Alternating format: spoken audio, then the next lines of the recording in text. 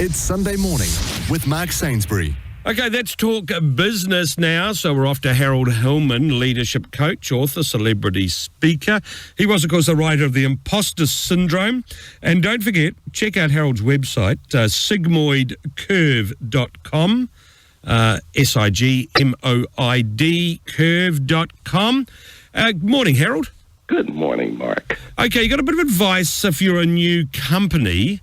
A lot of new companies just don't make it, do they? I mean, the failure rate's pretty high, isn't it?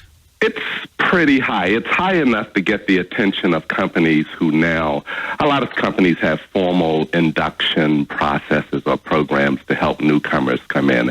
I mean, we've got, I say conventional wisdom for all of us have gone into organizations, and so we know the pressure associated with fitting in. But the research backs that up as well. So it's just smart to be proactive when you're going in, and I just thought it might be helpful to cover some things that some of your listeners who are in the first 3 or 4 months into a new company might benefit from, Mark. Okay, what are the big mistakes people make? Because I guess sometimes you can go in somewhere and being a bit too cocky or, presuming you know it all can be a bad one.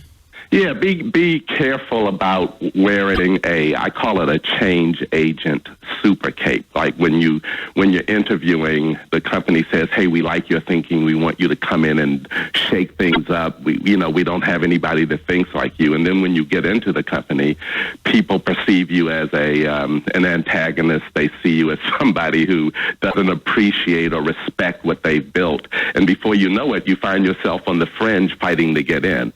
So sometimes people go in too noisy. I think that folks should talk less and do more listening. I think that shows respect. It also signals to people that you're trying to put their world in proper context.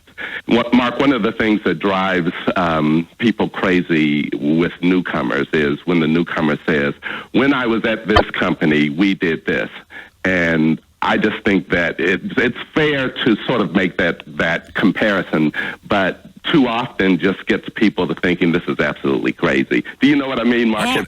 I know exactly what you mean, Harold. Look, I've had it in this business, in the media business, and people are coming from, because when I was at the BBC, and right. When I was at this, and you're going, well, okay, why don't you go back? I mean, that's what happens. Exactly. That's the attitude you take to them, isn't it? Well, stuff off back to the company you came from. Exactly. You have to. What I say is, if you're the manager of a newcomer, just give them an hour with the team. Schedule it, put it on the agenda, some 2 months into their being on board, and give them an hour to do "when I was at." And that's the only time they can ever do that again. It just gets it out of their system. There was a famous line in Shortland Street, they had a character, Dr. Roparty, and who was going on and on. There's this famous line, "You're not in Guatemala now, Dr. Roparty," because it's sort of become part of the popular lexicon in this country. So, we know that one very well. That is definitely a good one, Mark. I think that also,